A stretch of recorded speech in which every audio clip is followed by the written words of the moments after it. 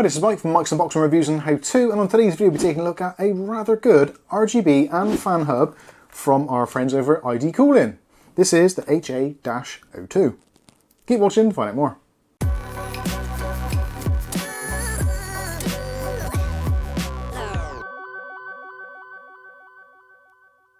Okay, so in today's video we'll be taking a look at a rather good RGB hub from ID Cooling. And this isn't a sponsored piece or anything, I actually just found this on Amazon and it came out at a really good price. At the moment it's retailing for under £15, which I think is actually particularly good for what is effectively a 8-port addressable RGB hub and also an 8-port PWM fan hub, which if you were to buy the two things separately, generally you'd be paying about £20–25 depending on the manufacturer. And also you'd have all that additional wiring and all the other complexities and do they work together, all that kind of stuff. Whereas ID Cooling have actually combined one unit to do everything, which is absolutely brilliant. And it is compatible with any 5-volt 3-pin addressable RGB system. You can of course get adapters for that should you wish to, but realistically most motherboards on the market now, so whether it's ASRock, Gigabyte, MSI, ASUS, etc, BioStar, pretty much you're going to be absolutely fine, and it doesn't have to necessarily limit it to that. You can use it for other addressable RGB devices should you wish to, but really because of the fan hub, obviously it is going to be more PC centric. So we're going to go through, do a quick unboxing, go through all the ports, specifications, things to look out for, and also then we'll be doing a practical installation on the PC behind me so we can see how easy it is to use and see how well it works. So it starts off with the packaging. As you can see, this is the HA-02, slightly unusual name being it's got 8 ports, but anyway, there it is. Support for all those different types of addressable RGB, and also you've got 8 ports there, motherboard control, PWM, SATA powered, and you do have full RPM control from the PWM connector. On the back we've got some of the specifications and the sizes, so I'll leave those on the screen for you now. Essentially I would say go by the measurements there, but realistically, because obviously you're going to be having things plugged in pretty much every end, do allow for a little bit around the outside edges, but obviously depth is probably going to be the one which is going to be the key consideration, whether or not you can physically stick it into the back of your PC. Obviously if you can't just stick it onto the back of your motherboard tray, you can, if you want to, put it into a spare 3.5-inch drive bay, that kind of thing. Obviously it's a little bit more fiddly, but certainly that is a possibility. So inside the packaging, first of all, you're greeted with a instruction manual or an installation guide, and it tells you basically what you're going to get and how it all connects, all that kind of stuff. So yeah, pretty straightforward stuff, makes a lot of sense. Then you get the actual packaging itself, so there is a clamshell, and actually not a great deal in here. You have a single cable, so this is kind of everything you need all in one setup. The cable itself is going to be 50 centimeters in length, and that comprises of the PSL connector, which is a custom connector for this hub, which basically stands for kind of like power, signal and lighting, that sort of thing. Coming off of that is 2 split cables, so one is your traditional 4-pin PWM style connector, which is fully wired, and the other one is a 3-pin 5-volt addressable RGB. Now because the way they've actually wired it, they've split the cables, so if you have the hub in, say, a central position, you can maybe take the fan towards the front and you can take the addressable RGB towards the back. So all in all, you get roughly just around about 90 centimeters of room in between them. So a little bit of flexibility there, which is a nice consideration. Quite often you get these cables and they're kind of all the way to the very end, and then you've just got 2 cables coming off of that, which can be a little bit fiddly sometimes depending where your addressable RGB controller is, and obviously your fan hub on your motherboard. Also included in the packaging there is a particularly large 3M double-sided sticky foam pad, so that can be used to stick onto the back of the device and then attach that to the back of your motherboard tray, or obviously if you want to you can just slot it into a 3.5-inch drive. You don't have to use that particular foam pad if you want to. If you feel that it's a little bit on the thick side, you could just use regular double-sided tape, which will give you a few more millimeters should you have issues getting the back panel of your PC case back on. Looking at the actual hub itself, everything has been done particularly well and everything is easily labelled, so you can identify it very easily. There is the PSL connection at the bottom, so that is where the PSL cable plugs into, which then splits, like I said, into the PWM and addressable RGB headers. On the sides there you've got the fans, so fan 1 to fan 8, and on this side you've got L1 to L8, which is basically lighting channel. So yeah, all well and good. On the end there is a single SATA connection. Personally, I would have probably liked to have seen the SATA connection come off into a flexible cable, so you could possibly route it down somewhere should you need to.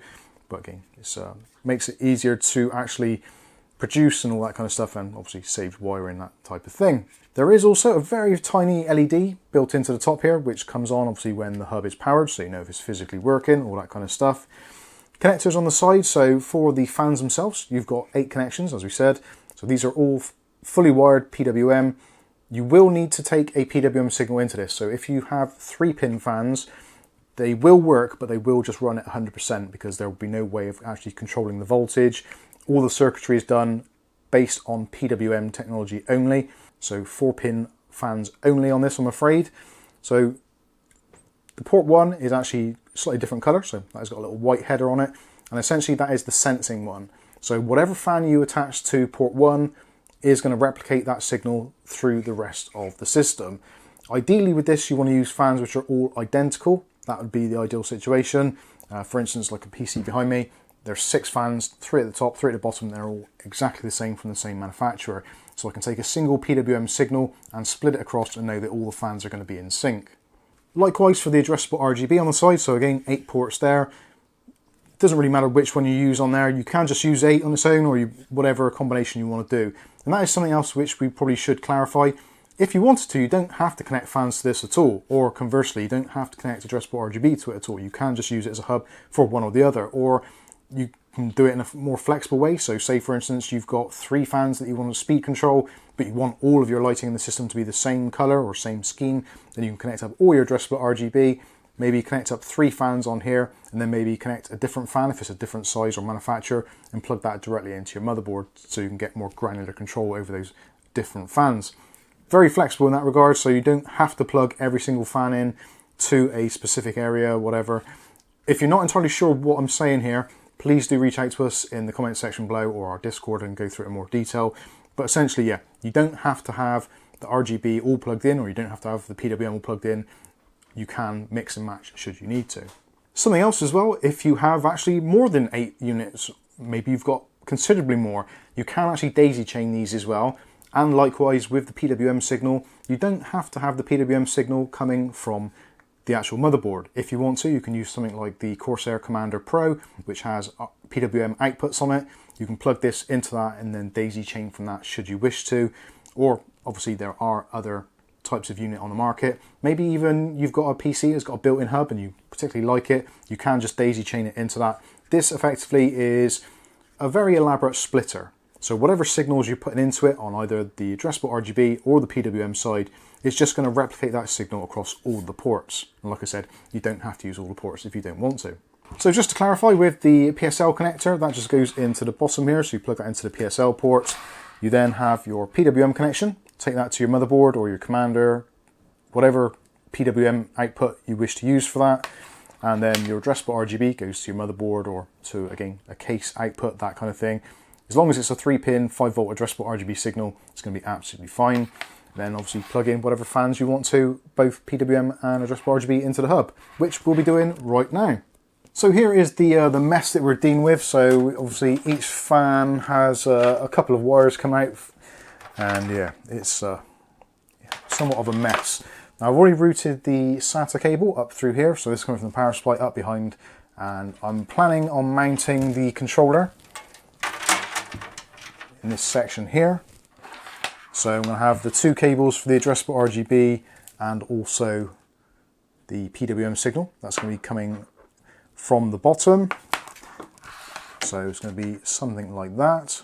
So what I'm going to do is plug in my SATA connection first of all, and then get my sticky pad, stick the sticky pad onto the back, and then remove the back in. Now for a lot of you, I would suggest probably it's a good idea to do this last, actually just kind of hold it in place first of all, but I never do it that way, so I'm going to just stick it straight onto the side here and give it a good press. I can tuck that wire back down. So that is basically the hub in position. So already it actually looks quite good there. So now all I need to do is basically connect up everything. So I'm going to take these 2 connections, so this is the addressable RGB and the PWM. Now on the particular motherboard I'm using, which is the MSI B550 Gaming, I think, yeah, there's 2 ports at the very top. So I'm actually going to take these through the side here, onto the front section. So our headers are in this top corner. addressable RGB can go into there, and the PWM signal, I've got PWM system fan 1 just underneath it, and there we go. That's the only 2 wires we need to power all these fans, which is quite incredible if you think about it. So now it's just a matter of connecting up all of the individual fans on the side there. So it's all marked up, L1 to L8 and F1 to F8. So F1 is going to have to be obviously one of these fans connected to it, but the others I can plug in wherever I want to on that channel. So I'm probably going to do the bottom 3 fans plugged into F1 to 3, and then the top ones from F6, 7 and 8, and the same with the RGB ones. So if I do ever need to do anything, I know kind of which are the top fans and which are the bottom fans. Okay, so that is it. It was actually a lot more straightforward than I was figuring it was going to be, and actually it looks considerably tidier than I thought it would have done. Obviously, don't look down here, look up here, it's much tidier there.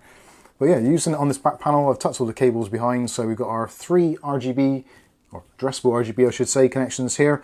These would look a little bit tidier, but the fans that we're using on this are the Arctic P12 PWM PST 0dB ones, which every single connection also has a pass-through. So instead of having 6 connections, I've got 12 connections. So yeah, I could daisy chain them, but I kind of like the idea of having the fans and also the RGB powered separately from SATA rather than the motherboard itself to reduce any stress on the board.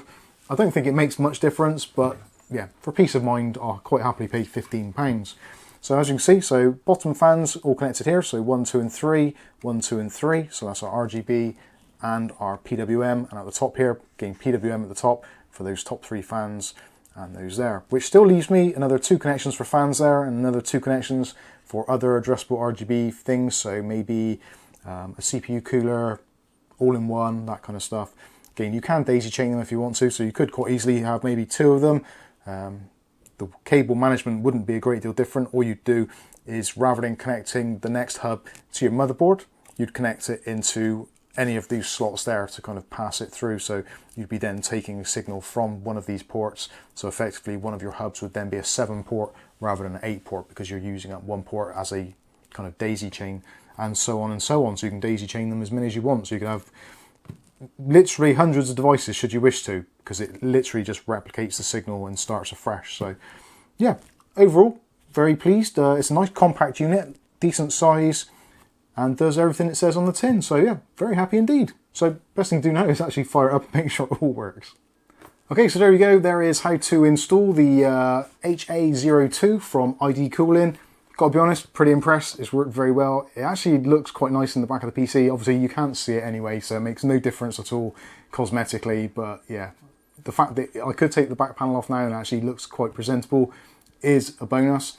Another bonus is the fact that now I can control all the 6 fans with 1 fan header, which is awesome. So when I'm doing fan testing, I don't have to go through balancing out all the fans, trying to make sure that they're all the same. It's all done very, very well, and it's still very silent, so the PWM control is working very well.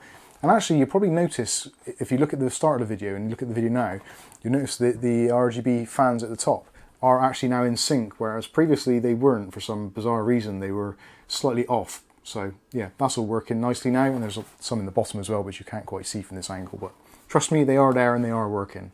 So anyway, ID Cooling HA-02, thumbs up from me, does exactly what it says on the tin. Less than 15 quid here in the UK. I'll put some links in the video description, so if you want to check out one of these for yourself, pop one in your system. Again, you don't have to use 8 fans if you don't want to. You can use 1 fan, 2 fans, anything up to 8 fans. Of course, if you want to use more, you can daisy chain them and add more. You can plug in fans to your motherboard and also the controller and have lots of different fans in different configurations. So yeah, super flexible. The ARGB, the actual headers where you plug into the actual controller, it's nice that there's not plastic cutouts to separate them, because sometimes you find with some of these addressable RGB headers, or the plugs themselves, that they're not always quite as well made as other ones. So when you try and plug them in, you kind of got to really push them in to make sure they actually fit on the pins. But none of that here, all fits perfectly well, no struggling with that whatsoever. So yeah, very pleased indeed. But what I think about it isn't important, what you think about it is, so let me know what you think in the comment section below.